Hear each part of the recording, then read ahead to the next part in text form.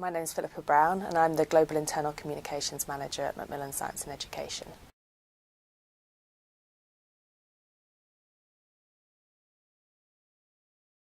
So organisational change is always happening for a reason, and in my experience the best way of encouraging employees to support that change is to take them through the decision-making process and to involve them in supporting or in actually implementing that change or in how we're going to implement that change. I think employees are the people who know their customers best, they know the processes best. So if you actually involve them in that process of working through the change and how it's going to be implemented, they will often come up with ideas that the leaders themselves won't have thought of, and actually the end result ends up being much better than you might previously have even hoped for.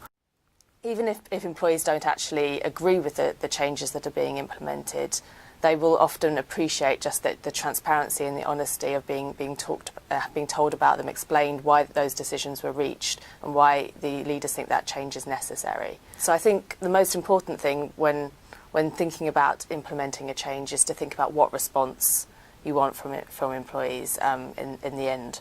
The three things I always keep in my mind are what do we want employees to think, feel and do differently as a result of hearing a communication. And if you keep that in mind, it always helps you to focus your messages on the key points.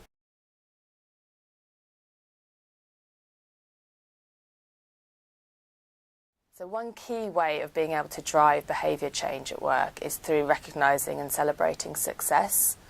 It's all very well to talk about how particular behaviour might help the organisation achieve its objectives better, but if people can see it firsthand, if they can look at how another team is operating in a particular way and how that's producing results, that seems to me to be the most effective way. And we have so many channels available to us to be able to do that now, and people can learn from each other. They can look at other examples of how things have worked well in the organisation. And they can see not only how it benefits the organisation, but how individuals are actually benefiting from that process as well, and that makes them more likely to want to adopt those behaviours and work in that way.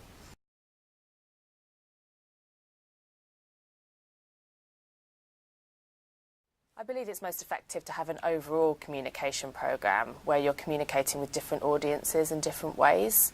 I find that most effective because it means that you can communicate to different styles. People have different ways that they like to receive information, whether they like to hear it firsthand from somebody, whether they like to read it and absorb it, whether they like to watch something more interactive.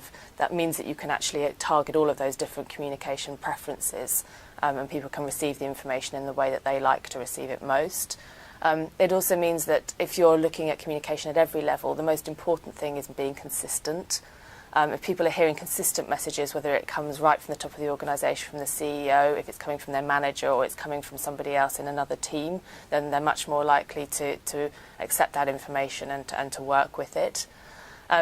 However, having said that, I think in any internal communications programme there is a key player, and that's the manager level.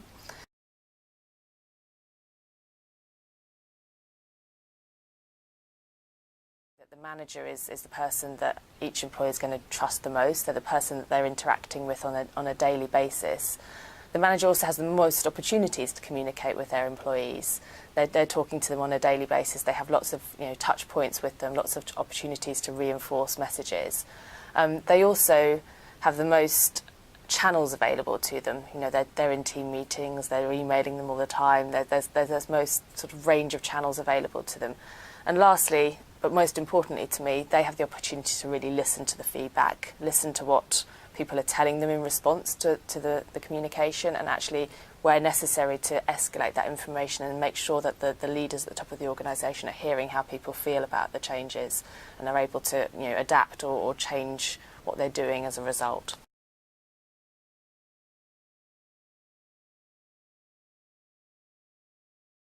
That manager level, they can't just be expected to be able to manage that important role of being the key communicator in an organisation without getting some support. It's important to make sure that the managers are given the tools and the techniques to be able to communicate effectively.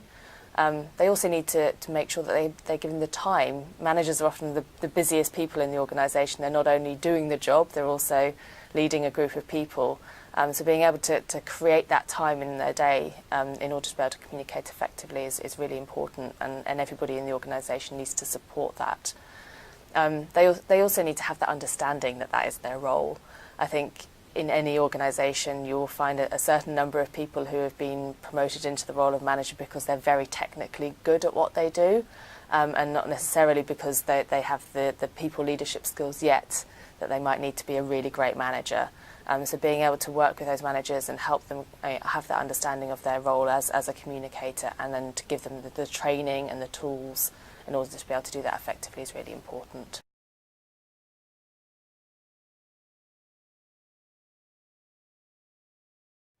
To give an example from where I'm working at the moment, we recently made a big announcement, a big organisational announcement, and talking about being able to communicate at every level. Although the key communication was a written communication from the CEO out to the whole organisation, that was very quickly backed up by lots of other communications. So we make sure that we had leaders in all parts of the organisation prepared and ready to go out to their people and make sure that they were reinforcing those messages, but also doing that very important job of listening to what people were telling them in response, so that we could very quickly respond to how people were feeling and making sure that we were providing them with the reassurances that they needed.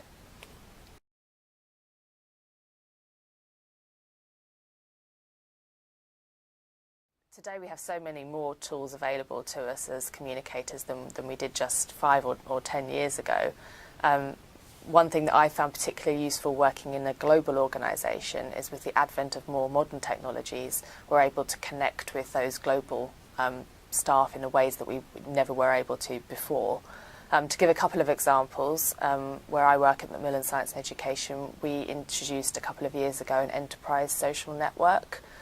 So that's a way of being able to really help employees connect with each other, as well as providing a common and trusted communication platform for the leaders of the organisation to communicate out to people.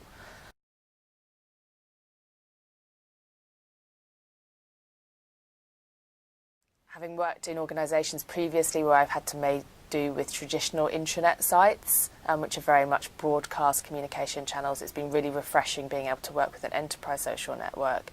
The key thing about that is that it's truly two-way. People can respond to all of the communications that go out. You instantly get that feedback and you're instantly able to engage in a dialogue with people rather than it just being a one-way communication flow. The great thing is also that an enterprise social network gives you lots of different ways in order to be able to communicate. It's not just about posting a news story. You can post a blog which can provide commentary and an opinion on a particular topic that the organisation is interested in. You can post photographs, multimedia, so you can post videos, you can have podcasts, you can do things like live discussion forums. So we've used those successfully here at Macmillan Science and Education, where there's a big topic that we want to discuss as an organisation. We set aside an hour where we bring together some senior people from the organisation who are then sitting there ready and waiting to answer questions live from the global audience. And then that really helps because people can submit questions, but they also hear what their colleagues are interested in or want to find out more about, and it means that the conversation can really build and grow from that one source.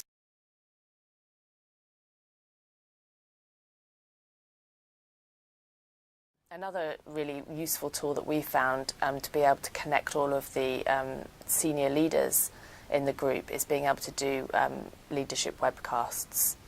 So whenever we've got a big announcement coming up or something important that we need to tell people, we make sure that prior to that big announcement we bring together approximately the top 200 leaders in the organisation and get them together on a webcast platform where our CEO can talk to them directly, do what we were talking about earlier in terms of explain the decision-making process that led to a particular change or announcement, help everybody on that call to understand that decision-making process, gives them an opportunity to ask questions, to clarify their understanding and make sure that they feel prepared to be able to support that announcement when it actually goes out to their people. They feel that they have the information, they have the tools, and they know what they need to say when that information goes out to the rest of the group.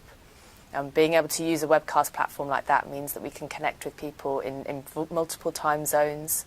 We can bring everyone together in one place, and it makes sure that they're hearing a consistent message. If we were trying to do that sort of thing on multiple telephone calls or face-to-face, you'd have lots of slightly different messages going out. This way it means we're getting that consistency and we're getting that direct contact between the CEO and her leadership team.